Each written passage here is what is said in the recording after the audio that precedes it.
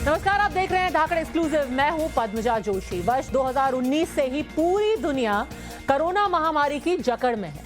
आज इस महामारी की पहचान हुए 2 साल पूरे हो चुके हैं। इन 2 सालों में कोरोना के कई वेरिएंट यानी रूप सामने आ चुके हैं। कभी कोरोना संक्रमण का ग्राफ कम होता दिखता है तो कभी अचानक ही बढ़ जाता है।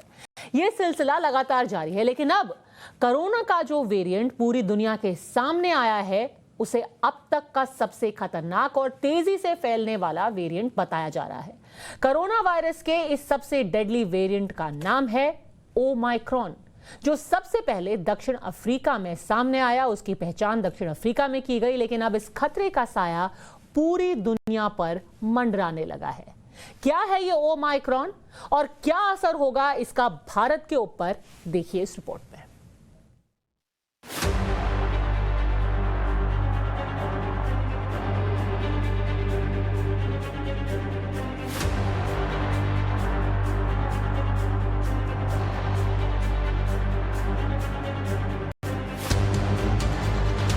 कोरोना के नए वेरिएंट से एक बार फिर हड़कंप मच गया है।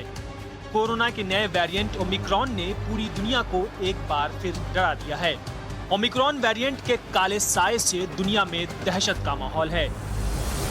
यूरोप में सड़कों पर एक बार फिर सन्नाटा पसरा हुआ है। मॉल्स पर ताले लग गए हैं। रेस्टोरेंट को एक बार फिर बंद कर दिया गया है। सड़कों पर पुलिस का कड़ा पहरा है। अमेरिका की उपराष्ट्रपति खुद लोगों से मिलकर जल्द से जल्द वैक्सीनेट होने की अपील कर रही हैं। फिलीपींस के अस्पतालों के बाहर आपको लंबी लंबी लाइन साफ नजर आएंगी। ओमिक्रॉन के खतरे को देखते हुए ये लोग जल्द से जल्द वैक्सीनेट होना चाहते हैं। 22 नवंबर को कोरोना के नए वेरिएंट ओमिक्रॉन की पहचान की गई। ओमिक्रॉन वेरिएंट के केस सबसे पहले दक्षिण अफ्रीका, हांगकांग में पाए गए, जिसके बाद ये तेजी से इजराइल, बेल्जियम, इजिप्ट और टर्की में फैल गया। दक्षिण अफ्रीका के 3 प्रांतों में जो नए केस सामने आ रहे हैं उसमें 90% ओमिक्रॉन के हैं, जो कुछ दिनों पहले सिर्फ 1% थे। यानी कुछ ही दिनों में यह वायरस काफी तेजी से फैला है। ओमिक्रॉन वेरिएंट सामने आने के बाद भारत में भी बैठकों का दौर शुरू हो गया है। प्रधानमंत्री ने शनिवार को अफसरों के साथ एक इमरजेंसी बैठक बुलाई। WHO ने इस वेरिएंट को वेरिएंट ऑफ कंसर्न बताया है। साथ ही इस वेरिएंट को लेकर रिस्क बहुत ज्यादा बताया है। इस वेरिएंट की स्पीड डेल्टा से भी ज्यादा तेज है। हिंदुस्तान कोरोना की दूसरी लहर और दुनिया के अलग अलग देश तीसरी लहर झेल चुके हैं और उसमें हुई बर्बादी की तस्वीरें भुला नहीं पाएंगे। पीएम ने भी लोगों से सतर्क रहने की अपील की है, जिससे ये वेरिएंट हिंदुस्तान में दूसरी लहर वाला कहर न बरपा पाए। तो कौन से हैं वो देश जिनके ऊपर ओमिक्रॉन का साया अभी से ही दिखने लगा है और कितने केसेस हर देश में पाए गए हैं, आइए इस नक्शे के जरिए आपको समझाते हैं। सबसे पहले तो है दक्षिण अफ्रीका, जहां सबसे पहले इसकी पहचान की गई। सबसे ज्यादा केस वहीं पर सामने निकल करके आए हैं। 1000 केस दक्षिण अफ्रीका में पाए गए। बोत्सवाना में 19 केसेस पाए गए। दक्षिण अफ्रीका के पास ही है, अफ्रीका में ये देश है।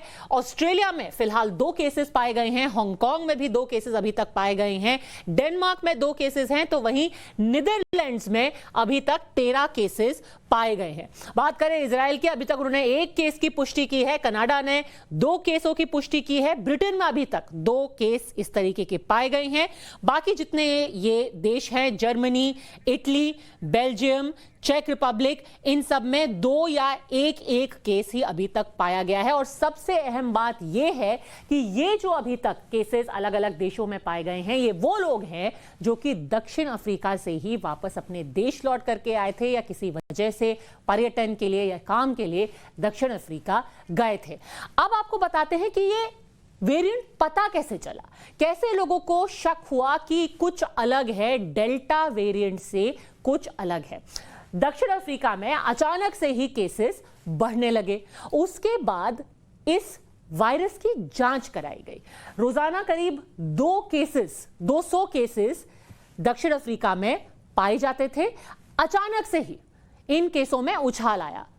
रोज 2500 तक केस दक्षिण अफ्रीका में आने लगे। तो जो सैंपल हैं उनको निकाल करके लैब भेजा गया जहां पर एक जीनोम टेस्टिंग की जाती है ये देखने के लिए कि आखिर ये वायरस है क्या। तो 9 नवंबर को जो सैंपल लिए गए उसमें ये नया रूप वायरस का यानी कि नया वेरिएंट ओमाइक्रॉन पाया गया। उसके बाद सारे देशों को चेतावनी दी गई, ये बताया गया कि ये एक नया वेरिएंट है, इसके खिलाफ भी हमें सतर्क हो जाना चाहिए। क्यों है ये इतना खतरनाक? अचानक क्यों इसको लेकर के लगातार लोगों को सचेत किया जा रहा है? री इन्फेक्शन का खतरा बहुत ज्यादा है, यानी कि ज्यादातर लोग जब एक बार कोविड हो जाता है तो उनको लगता है कि चलो अब हम सुरक्षित हैं। री इन्फेक्शन हो सकता है ये ओमाइक्रॉन को लेके, तो सबसे बड़ा खतरा यही है। बहुत जल्दी फैलता है, लगभग 30 म्यूटेशन इस वेरिएंट में हो चुके हैं, बहुत तेजी से फैल रहा है। आप सोच सकते हैं कि अभी दक्षिण अफ्रीका में ही हजारों केसेस, महज कुछ ही दिनों में हजारों केसेस हो गए हैं और सबसे ज्यादा म्यूटेटेड वर्जन है ये ओमाइक्रॉन, इसीलिए इसको लेकर के इतना खतरा बना हुआ है। और सबसे बड़ी चिंता की बात यह है कि हम ये सोच रहे हैं अब कि जो वैक्सीन हम ले रहे हैं क्या वो इस वेरिएंट पे काम भी करेगी।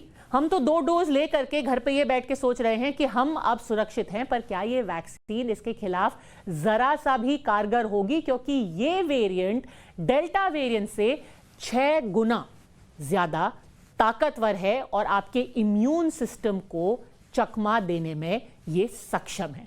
हो सकता है आपकी वैक्सीन इसके सामने बिल्कुल नाकाम हो जाए, इम्यून रिस्पांस को पूरी तरीके से बेअसर कर सकता है, यानी कि आपकी जो शरीर है, आपका शरीर इतना कमजोर हो जाएगा कि और बीमारियां आकर के आप पर हमला कर सकती है। अगर इम्यून सिस्टम खत्म हो गया तो किसी भी बीमारी, कोई भी बीमारी आपको मिनटों में जकड़ सकती है। तो इसके लक्षण क्या है? अभी लगातार इसके ऊपर शोध चल रहा है, रिसर्च चल रही है, पर अभी तक हमें यह पता है कि इसके लक्षण हैं ज्यादा थकान, सिर दर्द, पूरे शरीर में दर्द होना, गला छिलना यानी कि गले में दर्द होना, खराश होना, ये एक नया लक्षण है, बुखार और सांस लेने में तकलीफ, यानी कि ज्यादातर लक्षण डेल्टा वेरिएंट जैसे हैं, पर इसके साथ साथ ही गला छिलना भी एक नया लक्षण है। एक बार फिर से आपको दिखा देते हैं कि कौन कौन देशों में इस वक्त सबसे ज्यादा ओमाइक्रॉन फैला हुआ है। इसीलिए इसी के चलते अभी भारत में ये मांग की जा रही है, जो दिल्ली के मुख्यमंत्री हैं, कोई और प्रदेशों के मुख्यमंत्री हैं, उन्होंने ये कहा है कि एक ट्रैवल बैन दक्षिण अफ्रीका के ऊपर लगा दिया जाए, यानी कि वहां से आने वाले लोगों पर रोक लगा दी जाए, वीजा ही ना दिया जाए, उनको भारत आने ही ना दिया जाए। तो अभी तक ट्रैवल बैन तो नहीं हुआ है, पर लगातार दक्षिण अफ्रीका से आने वाले लोगों की टेस्टिंग और पुरजोर तरीके से कराई जा रही है, क्योंकि सबसे ज्यादा इस वक्त केस हैं यहां दक्षिण अफ्रीका में, 1000 केसेस, और यहां से जो जाने वाले लोग हैं अलग अलग देशों में भी इस वायरस को लेकर के गए हैं। तो देखिए, इजराइल में 1, नीदरलैंड्स में 13, डेनमार्क में 2, हांगकांग में 2, बोत्सवाना में 19, ऑस्ट्रेलिया में 2, चेक रिपब्लिक में 1, बेल्जियम में 1, इटली में 1, जर्मनी में 2, ब्रिटेन में 2 और कनाडा में 2। सबसे जरूरी बात कि ये सारे वो लोग हैं जो कि वापस आए थे दक्षिण अफ्रीका से। डॉक्टर संजय राय प्रोफेसर हैं सेंटर फॉर कम्युनिटी मेडिसिन में, all India institute of medical sciences में। डॉक्टर राय, आपका बहुत बहुत धन्यवाद हमसे जुड़ने के लिए। सबसे पहले इस वक्त लोग ये जानना चाहते हैं, हम जो ये वैक्सीन लेकर के ये सोच रहे हैं कि हम पूरी तरीके से सुरक्षित हैं, ये ओमाइक्रॉन का सामना कर सकती है हमारी वैक्सीन जो इस वक्त हमें भारत में मिल रही है? देखिए, जो WHO ने एडवाइजरी जारी की है और साउथ ईस्ट एशिया रीजन के लिए अभी उन्होंने कल भी एक एडवाइजरी जारी की कि इम्यून एस्केप के चांसेस हैं, बट इम्यून एस्केप के जो चांसेस अभी हैं, उन्होंने जो उधर वैक्सीन दी गई है मैसेंजर RNA वैक्सीन है जो बहुत ही स्पेसिफिक एंटीबॉडीज बनाती है। हमारे यहाँ जो मेनली वैक्सीन लगते हैं कोवैक्सीन एंड कोविशील्ड, और स्पुतनिक बहुत कम है। सो मेनली यही है, पूरा अगर देखा जाए तो 2 वैक्सीन यही लगते हैं। ठीक है, कोविशील्ड तो वही बनाती है मैसेंजर RNA के अगेंस्ट। ये सारे म्यूटेशंस भी हैं मैसेंजर RNA में है, हो सकता है स्पाइक प्रोटीन चेंज हो जाए, लेकिन जो कोवैक्सीन है, कोवैक्सीन का देखें तो होल वेरिएंट है, उसी वायरस को किल करके दिया जाता है, तो कंप्लीट वायरस के अगेंस्ट जो है एंटीबॉडीज बनाता है। तो थ्योरेटिकली संभव है कि वह बेटर करे, बट अभी जो है कुछ भी कहना जल्दीबाजी होगी।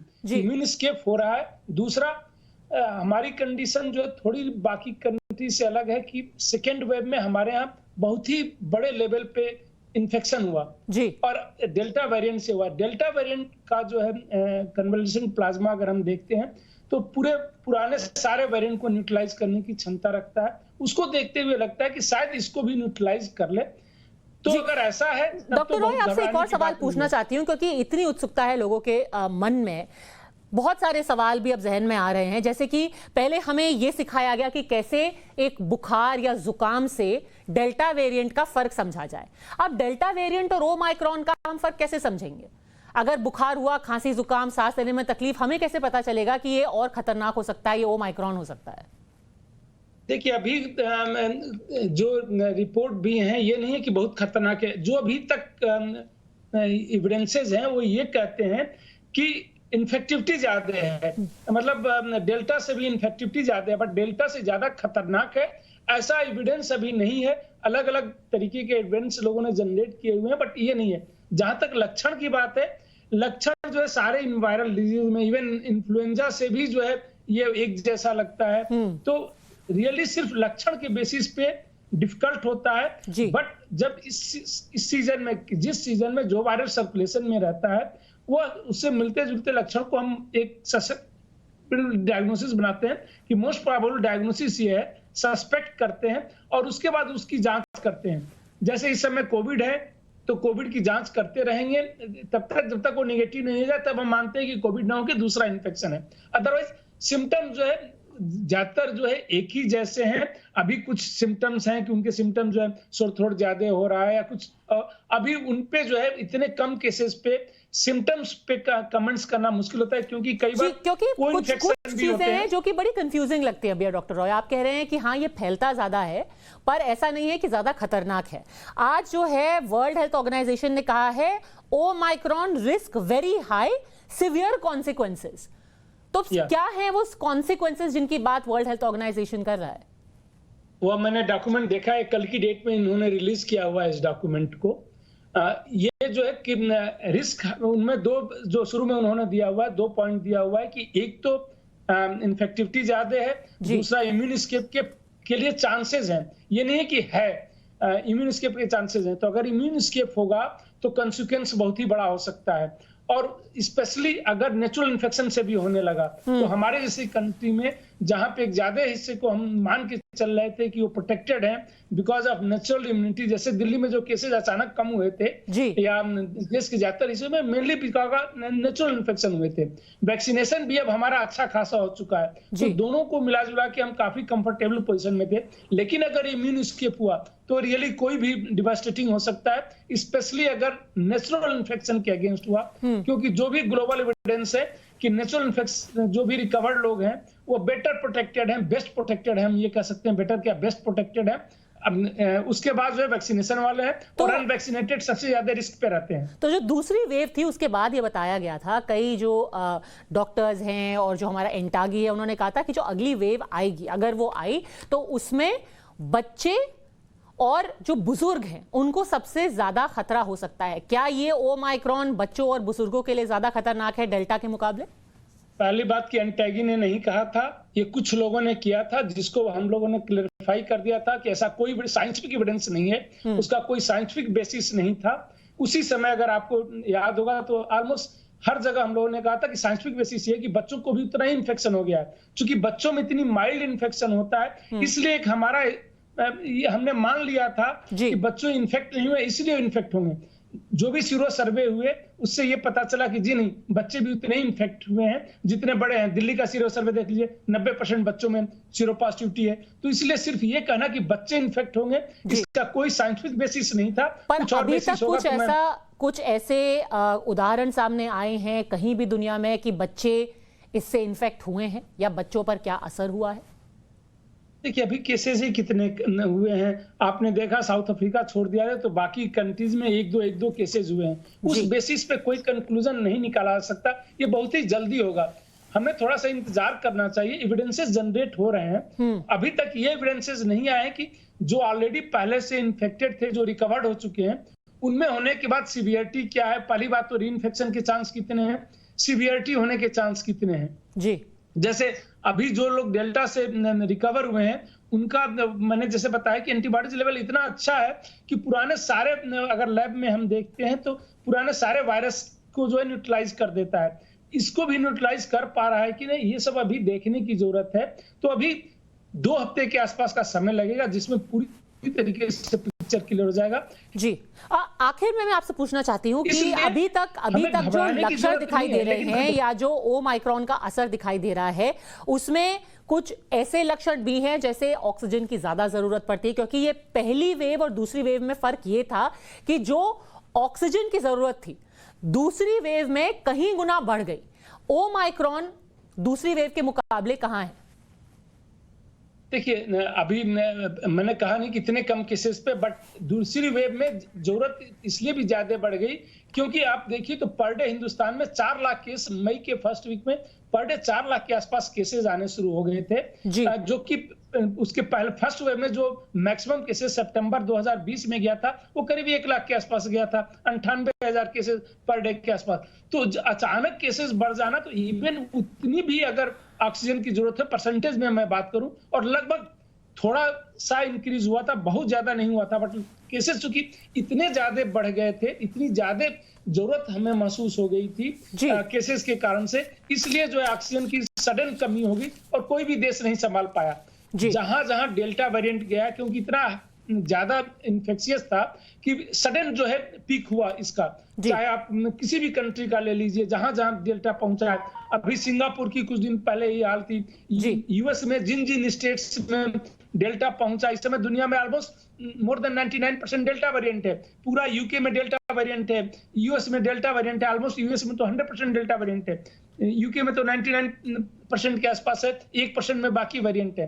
तो पूरी दुनिया में रिप्लेस कर दिया है। अभी यह नया वेरिएंट आया है, अभी हमें जो है और बहुत कम केसेस हैं, तो अभी इस पे कुछ भी कहना बहुत ही जल्दबाजी होगी।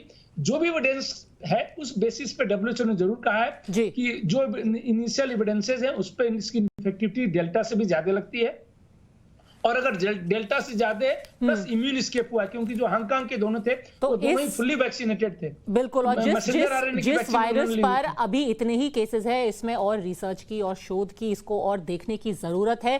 पर जैसे कि बार बार सारे डॉक्टर रॉय भी कहते आए हैं कि दवाई और कड़ाई यही चीज आपको सबसे ज्यादा सुरक्षित रख सकती है। अपना मास्क पहने रहिए। डॉक्टर रॉय, हमसे जुड़ने के लिए और ये सारी जानकारी साझा करने के लिए आपका बहुत बहुत धन्यवाद। 2 वेव्स देखी हैं भारत ने, जहां पर बहुत ज्यादा लोगों को अपनी जान गंवानी पड़ी। उसके बाद लगातार एक मांग उठी, एक मांग जो लगातार विपक्ष ने, और सही मांग थी, उठाई कि जिन लोगों ने कोविड के चलते अपनी जान गंवाई उनको मुआवजा दिया जाना चाहिए। पिछले महीने सुप्रीम कोर्ट ने यह फैसला दिया कि जिन जिन लोगों ने कोविड की वजह से अपनी जान गंवाई उनके रिश्तेदारों को 50-50 हजार रुपए का मुआवजा दिया जाए। पर कितने ऐसे राज्य हैं जिन्होंने यह मुआवजा सच में दिया?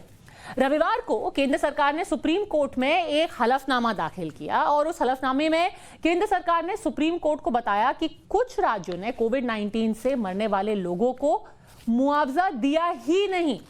सबसे ज्यादा चौंकाने वाली बात है कि वो राज्य जिनमें सबसे ज्यादा मौतें हुई, जहां मौत का आंकड़ा सबसे ज्यादा है, वहां पर कितना मुआवजा दिया गया? 0। आइए आपको दिखाते हैं कि कौन कौन से है वो राज्य जहां पर आवाज तो सबसे ज्यादा बुलंद थी पर मुआवजा सबसे कम दिया गया। पहले एक कंपैरिजन करने के लिए आपको दिखाते हैं कि जो बड़े राज्य हैं जहां पे भाजपा की सरकार है वहां पर कितना मुआवजा दिया गया। तो उत्तर प्रदेश में अभी तक 3,000 से ज्यादा आवेदन प्राप्त किए गए और 1,000 से ज्यादा आवेदनों का निपटारा कर दिया गया है। 5.41 करोड़ रुपए दे दिए गए हैं। उसके बाद बात करते हैं मध्य प्रदेश, कर्नाटका की, उससे पहले गुजरात, जहां पर करीब 1250 आवेदन दिए गए हैं। उनमें से 300 करीब 350 मामलों को निपटा दिया गया है और 925 मामलों में सैंक्शन किया गया है पैसा, यानी कि 1.74 करोड़ रुपए दे दिए गए हैं। मध्य प्रदेश की बात करें तो 937 आवेदन यहां प्राप्त किए गए हैं और 3.87 करोड़ रुपए अभी दे दिए गए हैं। और आखिर में अगर हम बात करें कर्नाटक की तो वहां पर 14,237 आवेदन मिले हैं, 3,900 आवेदनों का निपटारा कर दिया गया है और 19.5 करोड़ धनराशि अभी तक दे दी गई है। अब एक नजर डालते हैं, ये बात हो गई हरियाणा की, अभी नजर डालते हैं जो कांग्रेस शासित राज्य हैं या जो बड़े राज्य हैं जहां पर गैर बीजेपी पार्टी सरकार में है। सबसे पहले बात करते हैं महाराष्ट्र की, सबसे पहले बात करते हैं केरल की। केरल इसलिए जरूरी है क्योंकि केरल जिन लोगों ने अपनी जान गंवाई वहां सबसे जो दूसरे नंबर पे था, तो अगर वो आंकड़े देखे जाए तो पहले नंबर पे था महाराष्ट्र, दूसरे नंबर पे था केरल। वहां पर 6,116 आवेदन अभी तक आ चुके हैं, पर कितना पैसा दिया गया है? 0। क्यों? क्योंकि केरल सरकार कहती है कि मैं ये नहीं पता कि नेक्स्ट ऑफ किन यानी कि रिश्तेदार कौन है, पैसा किसको दिया जाए। महाराष्ट्र की अगर बात करें, नंबर 1 पे था। जब मरने वालों के आंकड़े की बात करें तो नंबर 1 पे था महाराष्ट्र, पर अगर पैसे देने की, मुआवजा देने की बात आए तो वो आखिरी नंबर पे हैं क्योंकि उन्होंने अभी तक 0 पैसा दिया है। क्यों?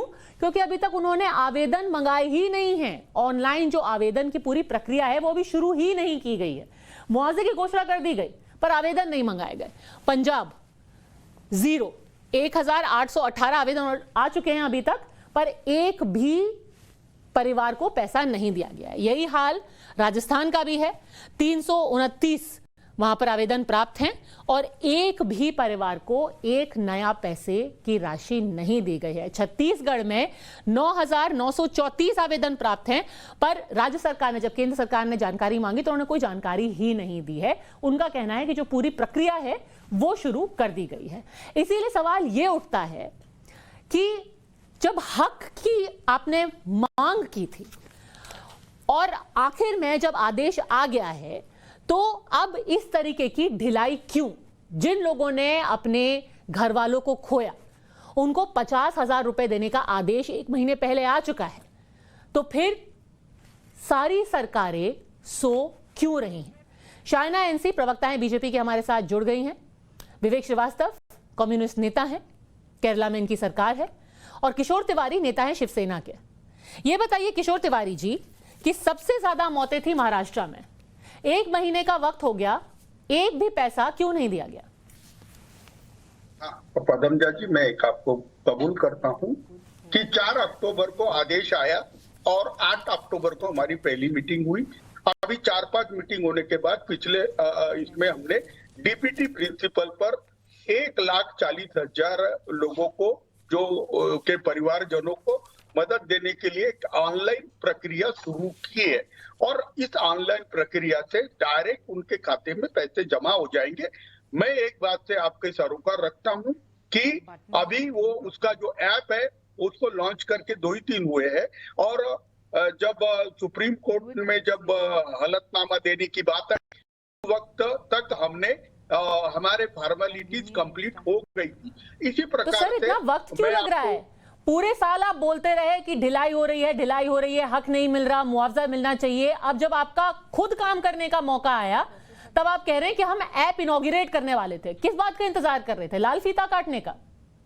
नहीं पदमजा जी, एक बात समझ लो कि मैं ये जो राहत मंत्रालय में काम करता हूँ, हमको 4 अक्टूबर की ऑर्डर ही 12 अक्टूबर को आई और 3 ही सर सभी को ऑर्डर एक ही दिन मिला ना? ऐसा तो नहीं है कि दिल्ली को आपसे 10 दिन पहले मिला और आपको दिल्ली से 10 दिन बाद मिला। किया है। आपको पता है कि दिल्ली ने आप बीजेपी छोड़िए, दिल्ली में आम आदमी पार्टी सरकार ने करीब 100 करोड़ रुपए अभी तक दे दिए हैं। 100 करोड़। मेघालय जैसे छोटे राज्य ने अभी तक करीब 5 करोड़ रुपए दे दिए हैं, 5 करोड़ की धनराशि। अगर ये राज्य कर सकते हैं तो आप क्यों नहीं कर सकते? सभी को ऑर्डर एक ही दिन मिला था ना? देखो, एक मेरी बात सुन लो। तो महाराष्ट्र और उत्तर प्रदेश और मध्य प्रदेश, तो आप उत्तर प्रदेश और मध्य प्रदेश के जो आंकड़े दिखा रहे हैं वहां भी 1 और 2% ही हुआ है, लेकिन हमारी प्रक्रिया में सर मैं कह रही हूं आप 1% कर दीजिए। मध्य प्रदेश ने भी करीब 4 करोड़ रुपए दे दिए हैं, आपने तो एक पैसा नहीं दिया। आप कह रहे हैं देखो मध्य प्रदेश ने भी कम ही किया है। कम आप कम ही करते, कुछ तो करते। देखो ये ऑनलाइन प्रक्रिया है और मैं आश्वस्त करना चाहता हूं बोल सकती हूँ अभी कि ये 1 महीने में सबको मिल जाएगी। अच्छा, 1 महीने में सबको मिल जाएगा। शाइना एनसी, अभी प्रक्रिया जारी है, काम चालू है। पद्मजा, ये कोई स्पर्धा नहीं है। किसी के घर में कोविड पेशेंट जो गुजर जाते हैं और सेंट्रल गवर्नमेंट ने कहा है कि 30 दिन के अंदर 50,000 एक घर को मिलना ही चाहिए। इसके बावजूद जो कोई भी संवेदनशीलता नहीं, तो महाराष्ट्र सरकार क्या कर रही है हम सब जानते हैं, वो कितने भ्रष्ट हैं। लेकिन ये जानना जरूरी है कि सेंट्रल गवर्नमेंट ने कहा कि डिस्ट्रिक्ट लेवल कमेटी, जहां एडिशनल डिस्ट्रिक्ट कलेक्टर, देखिए आपके राजनीतिक इच्छा शक्ति तो है ही नहीं, भ्रष्टाचार के बारे में हम सब जानते हैं। मुझे प्लीज अपनी पॉइंट खत्म करने दीजिए। आपने काफी कुछ कहा और मैंने सुना भी। चीफ मेडिकल ऑफिसर जो हेल्थ के होते हैं, CMOH, एडिशनल CMOH और प्रिंसिपल और हेड डिपार्टमेंट मेडिसिन के जो होते हैं, इन सभी को एक ड्यूटी दिया है कि 30 दिन के अंदर 50,000 मिलनी चाहिए। अब आप ये भी नहीं कर पा रहे हो और आप बोल रहे हो कि मध्य प्रदेश में ये हुआ, यहीं कहीं और कुछ और हुआ। जो भी हुआ, जहां भी हुआ, जो गलत हुआ, उसके प्रति हमें आवाज उठानी चाहिए। क्या 50,000 एक सही फीसदी है? बिल्कुल नहीं। हम सब चाहते हैं कि हमारे कोविड के जितने भी पेशेंट्स हैं जिनके घर में देहांत हुआ, उससे भी ज्यादा मिले। लेकिन जो सरकार ने ये राजनीतिक इच्छा शक्ति नहीं दिखाई, तो मुझे लगता है ये बहुत अफसोसजनक टिप्पणी है। और मैं अभिनंदन करना चाहती हूँ आपका पद्मजा और आपके चैनल का, क्योंकि टाइम्स नव भारत और टाइम्स नाउ जिस ढंग से इस मुद्दे को उठा रहे हैं, हम उम्मीद करते हैं कि कोई भी गैर जिम्मेदार अफसर ना हो और कोई भी सरकार ऐसा न सोचे कि ये पब्लिक अकाउंट्स चेकिंग में नहीं है। विवेक श्रीवास्तव, केरला की बात करें, केरला के आंकड़े देखिए, पूरे देश में दूसरे नंबर पे है केरला। करीब 40,000 मौतें वहां पे हो चुकी हैं। अभी तक आवेदन 6,116 आए हैं, पर एक भी पैसा नहीं गया। और सबसे ज्यादा जस्टिस की बात आप ही कर रहे थे। पहली चीज है आंकड़े इसलिए आए हैं क्योंकि केरला के अंदर जो है गंगा नदी नहीं है जिसके अंदर लाशें आप फेंक सके, है ना। तो नदी जो है उसके अंदर लाशें फेंकी नहीं गई। योगी साहब ने फेंकवाई, जब फेंकवाई तो आंकड़े अलग आएंगे। महाराष्ट्र ने नहीं किया, सर, ये तो महाराष्ट्र के आंकड़े ज्यादा आएंगे। ये मुआवजा देने का गंगा से कुछ लेना देना नहीं, आप जानते हैं ना। मुआवजा तो आपके बैंक में जाएगा ना। पूरे उत्तर प्रदेश में सिर्फ 3,000 मौतें, मध्य प्रदेश में 10,000 मौतें। बड़ा अजीब सा आंकड़े का एक विश्लेषण है जो सरकार हमें दे रही है। और अभी तो इनको आप मुआवजे की बात कीजिए ना विवेक जी, चुनाव आ रहा है, आप मुआवजे की बात कीजिए ना। ये तो सरकारी आंकड़े हैं। मुआवजा उत्तर प्रदेश में अंट बंट बंटा है बिना वेरिफिकेशन के। आप समझ लीजिए इस बात को। अच्छा। ईडी को नहीं गया है। और दूसरी बात सुनिए, आप केरल के अंदर जो हेल्थ केयर का मॉडल रहा है, हाँ। जो हमने प्रोवाइड किया है, वहां पे हम ये नहीं कि यहाँ पे आप जाइए मैक्स हॉस्पिटल में और मैक्स हॉस्पिटल के अंदर ऑक्सीजन ना हो या कहीं और ना हो। सर, मॉडल की बात मत ही कीजिए। अभी 60% केसेस जो हैं पूरे देश के वो केरला से आ रहे हैं, तो उस मॉडल पे हम किसी और दिन बात करेंगे। वो मॉडल किसी को नहीं अपनाना चाहिए। वहाँ केसेस होंगे, नहीं टेस्टिंग होगी, केसेस होंगे। सर, वो टेस्टिंग पे भी मैं आपसे आधे घंटे डिबेट कर सकती हूँ कि टेस्टिंग, RT-PCR, हर बहाना आपने अपना लिया, नहीं हो रहा है। कोई बहाना नहीं है, हर कोई मान रहा है। टीम जाती है केंद्र से केरला में ये बोलने के लिए कि बस आप रिस्ट्रिक्शंस कीजिए, पर वो छोड़िए, वो अलग दिन की बात है। आज सिर्फ मुआवजे की बात हो रही है। उत्तर प्रदेश के आंकड़े पे विश्वास नहीं किया जा सकता शाइना एनसी, क्योंकि वहां पे अंड बंड बट रहा है, कहते हैं विवेक श्रीवास्तव। जिस तरीके से आपके मौत के आंकड़ों पर विश्वास नहीं कर रहे, वहां पे आपके मुआवजे के आंकड़े भी खराब। गंगा में लाशें कैसे आई शाइना एनसी, जरा बताएंगे आप। गंगा को छोड़ दीजिए ना, उत्तर प्रदेश में आप हर बात में गंगा बीच में ले आते हैं। केरला में अभी आज के आंकड़े देख लीजिए। एक सेकंड, आप मुआवजे की बात कीजिए। आपको गंगा याद है, आज जो केरला के आंकड़े वो आपको याद नहीं है। अरे सर, आप मुआवजा दे दो ना पहले। आप विवेक जी मुआवजा दे दो। 6 महीने से आपको बस गंगा ही नजर आ रही है, एक नया पैसा आपने दिया नहीं है कि पैसा बांटो वोट लो।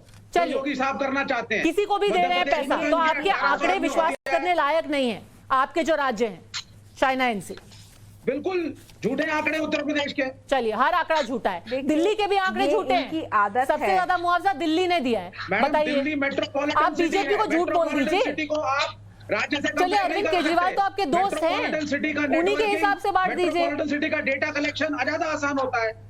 अब आप उसको अगर नापेंगे महाराष्ट्र से या जाएंगे रिमोट केरला जो रूरल एरियाज है, तो उसकी चेकिंग को आप जो है दिल्ली या बंबई से कंपेयर नहीं कर सकते हैं। सर केरला लद्दाख से ज्यादा रिमोट तो नहीं हो सकता ना? नहीं, मैंने रिमोट की बात नहीं सर, करी, आप लेकिन क्यों रूरल चिल्ला डेटा रहे हो? कनेक्शन हर तकलीफ आप ही को है। जब पूछो कि वहां पे मौतें क्यों हो रही हैं, अरे हमने टेस्टिंग ज्यादा की। तकलीफ आप मुआवजा आपको क्यों नहीं है दे रहे? क्योंकि और उत्तर प्रदेश झूठ बोल रहा है। अच्छा, आपने अभी तक ये क्यों फैसला नहीं लिया कि कौन है नेक्स्ट ऑफ किन? तो आप कहेंगे हम मैपिंग नहीं कर पा रहे हैं क्योंकि बहुत रिमोट है।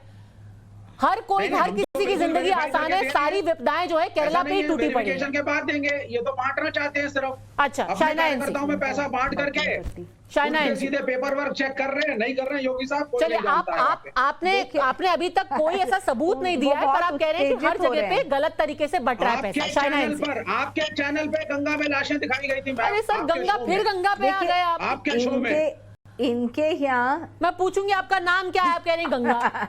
नहीं, और फिर चलिए, मुद्दे पे रहते हैं आपस में। चलिए विवेक जी प्लीज मुद्दे पे रहते हैं आपस में। बिहार कह रहा था ये हमारी लाशें नहीं है, यूपी कह रहा था बिहार वालों की लाशें। चलिए मुद्दे पे रहते हैं। शाइना एनसी, आप सिर्फ आंकड़ों का खेल कर रहे हैं। क्या पता किसको मुआवजा मिल रहा है यूपी में। जी देखिए पद्मजा जी, ये आंकड़े का खेल नहीं है, ये सच्चाई की नौबत जो आई है इस वजह से, क्योंकि इनके पास राजनीतिक इच्छा शक्ति नहीं। आप चर्चा क्या कर रहे हैं, पूछ क्या रहे हैं और ये जवाब क्या दे रहे हैं? देखिए, जहां प्रशंसा करनी चाहिए महाराष्ट्र सरकार की, हमने स्वयं किया है, प्रधानमंत्री ने किया है। लेकिन जहां गलती होती है और जहां आप मुआवजा नहीं देते हो, 30 दिन के अंदर सबमिशन है कि आपको देना ही है, इसके बावजूद आपने नहीं दिया, तो स्वाभाविक रूप से सवाल तो उठेंगे ही। और आप फिर जा रहे हैं कि उत्तर प्रदेश में क्या हुआ, यहाँ क्या हुआ, वहां क्या हुआ। कोई स्पर्धा है क्या? ये ऐसे कोई टॉपिक नहीं है जिसके बारे में हमें सिर्फ टिप्पणी करने के लिए अपनी बात करनी चाहिए। आपको सवाल पूछा है सर, आप सिर्फ जवाब दीजिए। और जो ये आंकड़े गलत है तो ये सच्चाई पब्लिक डोमेन में है आज के दिन। तो आपके डेटा पर 10,000 मौतें आप कह रहे हैं कैजुअलिटीज हुई है मध्य प्रदेश में, 10,000 के करीब आप कह रहे हैं, और आप कह रहे हैं 3,000 सिर्फ हुई है यूपी में। तो मैं आपके डेटा को जेन्युइन नहीं मानता हूं। अरे वैसे कोई भी नहीं मानता है। वैसे उत्तर प्रदेश में 3,000 मौतें नहीं बोली गई हैं। यहाँ पे जो पूरा हलफनामा दिया गया है, नहीं, तो अगर आंकड़ों की बात कर रहे हैं तो आंकड़े सच्चे देते हैं ना। आप ऐसे डिबेट में कोई भी आंकड़ा ऐसे थोड़ा ना बोल देंगे। उत्तर प्रदेश में 22,909 मौतें हुई हैं, ये हलफनामे के हिसाब से। सर नहीं, आंकड़ों में ऐसा कुछ भी अपने मनगढ़ंत तो नहीं बोल सकते। जहां तक नहीं, जरा मैं बात हाँ, किशोर तिवारी जी देखो, इसमें राजनीति नहीं होनी चाहिए। आज मैंने मेरे जो पुनर्वसन सचिव है असीम गुप्ता जी, इनसे बात की है। हमारा ऐप डेवलप हो गया है। और शाइना जी, इसमें राजनीति भी नहीं होनी चाहिए। हम जो 50,000 पर फैमिली जहां पर डिसीज हुए वहां की मदद हमने एक टाइम प्लान किया है, लेकिन हमने पुनर्वास के लिए योजना भी लाई है। हमारे इच्छा शक्ति पे आप शक मत कीजिए। मैं आपको पदमजा जी ये अश्योर कर रहा हूं कि आने वाले 20 दिन तक ऑनलाइन सबके खातों में पैसे जमा हो जाएंगे। और आपने जो चर्चा ली उसकी गंभीरता से, जब से मुझे वो सब्जेक्ट दिया, मैंने पूरी इंक्वायरी की। टेक्निकलिटीज के अंदर ही डिले हुआ, इच्छा शक्ति में डिले नहीं है। महाराष्ट्र में ही सबसे ज्यादा कमाल की बात है किशोर तिवारी जी, पिछले 1 साल से कोविड को लेके सिर्फ और सिर्फ राजनीति ही हो रही है। ऑक्सीजन से लेके रेमडेसिविर तक हर तरीके की राजनीति की। अब जबकि आपसे सवाल पूछे जा रहे हैं कि आपने बोला हक दीजिए, मुआवजा दीजिए, उनको उस पे जख्मों पे आप मलहम लगाइए। जब आपके ये सब काम करने का वक्त आया, आप कह रहे हैं नहीं अब राजनीति मत करो। सवाल तो पूछा जाएगा ना सर। आपको मैं पढ़ के सुनाऊं कि आपके नेताओं ने क्या क्या बोला था मुआवजे को लेकर के, कि तुरंत मिलना चाहिए, अभी दे देना चाहिए, फौरन मिल जाना चाहिए, जिन लोगों के अपने बिछड़े हैं उनको मदद की जरूरत है। अब जब आपको काम करना है मदद देने का, तब आप कह रहे हैं कि अरे इसमें मेरे को एक महीना ऐप में लग गया। कमाल कर रहे हैं आप। नहीं, देखो, पारदर्शिता रहनी चाहिए, नहीं तो फर्जीवाड़े के बहुत ज्यादा। सर, आप किसी और के काम को फर्जी कैसे बोल रहे हैं? आपके पास सबूत है कि बिहार में फर्जीवाड़ा हुआ है, तो आप रखिए सबूत सामने। बिहार में कुल मिलाकर के 44 करोड़ रुपए दिए गए हैं, 44 करोड़ रुपए। आपके पास अगर फर्जीवाड़े का कोई भी सबूत है, मैं आपको सारे कागज से आंकड़े पढ़ के सुना रही हूं। आपके पास फर्जीवाड़े का सबूत है, आप रखिए सामने। किसने रोका है आपको? क्योंकि नहीं तो फिर आपके ऊपर ये इल्जाम लगाया जाएगा कि आप हिपोक्रेसी कर रहे हैं, ये दोगलापन है। हक की बात करते हैं पर हक देते नहीं है। मैं खुद ही फॉलो अप कर रहा हूं और मैं आपको अश्योर करता हूं कि करीबन 800 करोड़ की हमको राहत देना है। हाँ। और उसके लिए हमारे सीएम साहब ने 4 बार रिव्यू लिया है। अभी हमारा ऐप डेवलप हो गया है, ऑनलाइन पूरा पैसा ट्रांसफर हो जाएगा जिसमें ट्रांसपेरेंसी रहेंगी और शाइना जी कोई मेडिकल ऑफिसर इन्वॉल्व नहीं है, ये डायरेक्ट पैसा बंबई से उनके खातों में जाएगा। बताइए, कम तो से कम आप भी किशोर जरा तिवारी जी रहिए। इतना तो मान रहे हैं कि अगर थोड़ी सी देरी हुई है तो वो सिर्फ टेक्निकलिटी की वजह से है। विवेक श्रीवास्तव जी, आप भी इतना तो मान सकते हैं कि हाँ हम देर आए पर हम दुरुस्त आएंगे। नहीं, देखिए पैसा तो हम देंगे, मुआवजा देना है तो देना है, ये तो जो है तो है, लेकिन वो एक अलग इशू है। लेकिन आप लोग जिस तरीके से एक नैरेटिव बनाते हैं कि साहब बीजेपी के राज्य बड़े बहुत बढ़िया जा रहे हैं, उत्तर प्रदेश के अंदर तो साहब इतना बढ़िया मैनेजमेंट चल रहा है। ऐसे तो है नहीं कि कोई मैंने कहीं से आंकड़े लेकर के आई हूँ। नहीं, ये नैरेटिव ही गलत है। आप ही की सरकार ने आंकड़े दिए हैं तो फर्जीवाड़ा बड़ा करता है। अरे आपके पास कोई सबूत है फर्जीवाड़े का? कोरोना था तो कह रहे थे कि 40 केस हो जाते हैं। ये सर आपके पास कोई सबूत है? आप ऐसे ही फर्जीवाड़ा कैसे किसी चीज को बोल सकते हैं? बिल्कुल मैडम, मैं बता देता हूं, क्योंकि अगर पैसा गया है तो किसी के अकाउंट में गिरा होगा ना वो पैसा। अपने मन से तो आप बोल नहीं सकते कि हमने विवेक जी को दे दिया और हमने किशोर जी को दे दिया, हमने शाइना एनसी को दे दिया। आपसे पूछता हूँ, यहाँ शाइना एनसी बैठी है, पीएम केयर्स पहले तो बनाया क्यों अलग से fund? Sir PM cares fund आपने बनाया, आपके पास जब जवाब नहीं होता है तो आपका पहला क्वेश्चन कर रहा हूँ, पहली चीज आप बोल रहे हैं गंगा, आपने सवाल गंगा से काम नहीं बना दिया, आप पीएम केयर्स से आ गए। प्राइवेट ऑडिटर से आप करवा रहे हैं, उसको आपने किसी सरकारी इसका पीएम केयर्स से कुछ याद है नहीं। एक सेकंड रुकिए, मैं आपको एक छोटा सा उदाहरण देती हूँ, एक छोटा सा उदाहरण देती हूँ। अब देखिए जो कुल मौतों का आंकड़ा है, कुल मौतों का आंकड़ा है ना, एक सेकंड चाहता हूँ उसका क्या हुआ। आप मेरे को ये बताइए, अरविंद केजरीवाल फर्जीवाड़ा कर रहे हैं, किसको दी गई? पार्लियामेंट में पेश करेंगे, नहीं करेंगे? विवेक जी, कौन ऑडिटिंग करेगा? विवेक जी, प्राइवेट प्लेयर क्यों ऑडिट करे? विवेक जी, अरविंद केजरीवाल क्या फर्जी हैं? नहीं, मैंने आपको बताया अरविंद के लिए, अरविंद के राज्य की जो डेमोग्राफी है उसको आप अन्य राज्यों से कंपेयर ना करें। ये एक मेट्रोपॉलिटन सिटी है जिसको हम राज्य मान रहे हैं आज। अच्छा। एनसीआर कह रहे हैं। अच्छा। इसको अगर आप कहेंगे कि हम मध्य प्रदेश से कंपेयर करें या बिहार से कंपेयर करें, चाहे वो बीजेपी शासित भी, ठीक है, तो भी वो कंपैरिजन अनुचित। बिहार भी मेट्रोपॉलिटन स्टेट है, 50 किलोमीटर बाय 50 बिहार भी मेट्रोपॉलिटन स्टेट है, बिहार भी मेट्रोपॉलिटन स्टेट है। नहीं, मैं वही तो आपसे कह रहा हूँ ना, बिहार को या यूपी को आप नहीं कर सकते इस चीज से कंपेयर। क्यों? लेकिन अब वो इनके आंकड़े तो यही तो आप ये बताइए कि आपका कंपैरिजन होना किससे चाहिए? दिल्ली की बात पूछो, कहते नहीं दिल्ली से कंपेयर मत करो, बिहार से बात पूछो तो बिहार से कंपेयर मत करो, यूपी की बात पूछो तो यूपी से कंपेयर मत करो। आपको हम करें किससे कंपेयर करें? बीजेपी तो फर्जी है, हम बीजेपी से कंपेरिजन नहीं करेंगे। चलिए, आपने फैसला सुना दिया तो सब फर्जी, आपने फैसला सुना दिया तो सब सही। पर मैं आपको एक छोटा सा आंकड़ा देती हूँ। केरला में अभी तक कुल 38,737 मौतें हुई हैं, उसमें 6,116 ऐसे क्लेम फॉर्म्स मिले हैं और अभी तक एक भी पैसा नहीं दिया गया है। दिल्ली में उससे कम पर उसके आसपास 31,017 मौतें हुई हैं, 25,000 क्लेम्स, 25,000, आपको महज 6,000 मिले थे, दिल्ली सरकार को 25,000 क्लेम्स मिले और उन्होंने 99 करोड़ रुपए अभी तक दे दिए। 25,000 एक महीने में। और जहां तक आप एजेंडा की बात करते हैं ना, जहां पर कोई अच्छा काम करे तो उसको क्रेडिट मिलना चाहिए। लेकिन दिल्ली सरकार ने मॉडल काम किया तो उनको क्रेडिट दे रहे हैं। मैंने आपको पहले भी आपने नहीं किया तो आपसे सवाल पूछा है सही लोगों को। अच्छा चलिए, मुझे एक आप बात बताइए, 38,000 अगर मौतें हुई है तो 6,000 आवेदनिक क्यों आए? इसका कोई उत्तर है आपके पास? सर अगर 38,000 मौतें किसी राज्य में होती हैं, कोई भी हो, चाहे यूपी हो, बिहार हो, कोई अरे एक महीने में इतनी आई है ना, एक महीने में इतने क्लेम्स आए हैं और आएंगे। आपके पास भी आए, आपने तो एक पे भी काम नहीं किया। वेरिफिकेशन प्रॉपर होना चाहिए, वेरिफिकेशन में समय लगता है। 50,000 रुपया दिया रहा है, 50,000 रुपया नहीं दिया जाएगा। वेरिफिकेशन आप ही पूरे देश में वेरिफिकेशन कर रहे हैं, बाकी सब तो फर्जीवाड़ा कर रहे हैं। एक मैं फिर से कंपैरिजन दिखाना चाहती हूँ और हम बार बार कह रहे हैं कि हम लगातार जो भी सवाल पूछ रहे हैं, जो भी हम यहाँ पर पॉइंट बना रहे हैं, वो सिर्फ और सिर्फ आंकड़ों के हिसाब से कर रहे हैं। और ये आंकड़े हमारे नहीं हैं, केंद्र सरकार के नहीं हैं, ये राज्य सरकारों से आए हैं। अगर हम तुलना करें कुछ राज्यों की, यहां पर आप देखिए ये ग्राफिक, कुछ राज्यों की आप साथ में तुलना कीजिए कि किसके पास कितने आवेदन आए और कितना पैसा वहां से दिया गया है।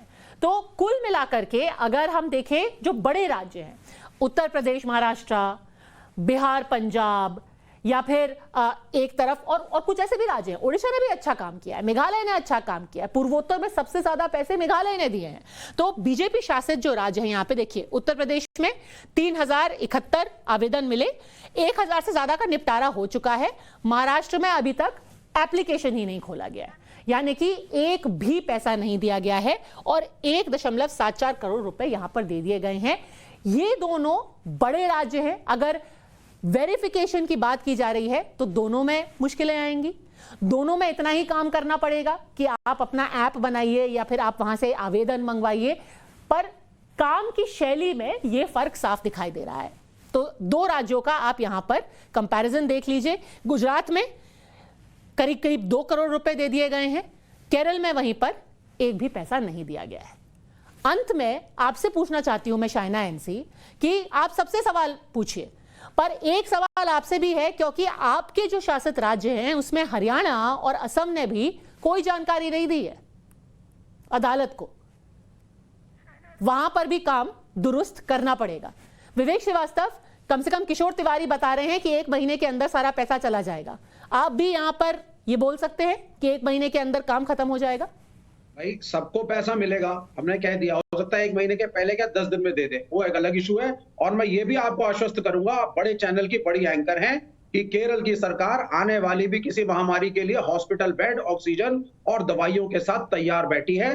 Kerala model of health care वाकई वर्ल्ड क्लास है। चलिए, मैं आपको केरला मॉडल के ऊपर हम एक अलग से बातचीत करेंगे, वो बहुत लंबी बात होगी, क्योंकि केरला से जो आंकड़े अभी भी निकल करके आ रहे हैं उस पे हम अलग से एक कार्यक्रम कर सकते हैं। फिलहाल मकसद सिर्फ इतना था कि हम ये दिखाएं कि जो लोग को हक मिलना चाहिए उसमें कोई रास्ते का रोड़ा ना बने, उसमें देरी ना हो, और जो भी सरकारें अभी अपना काम नहीं कर रही हैं दुरुस्त तरीके से, उनको जगाया जाए।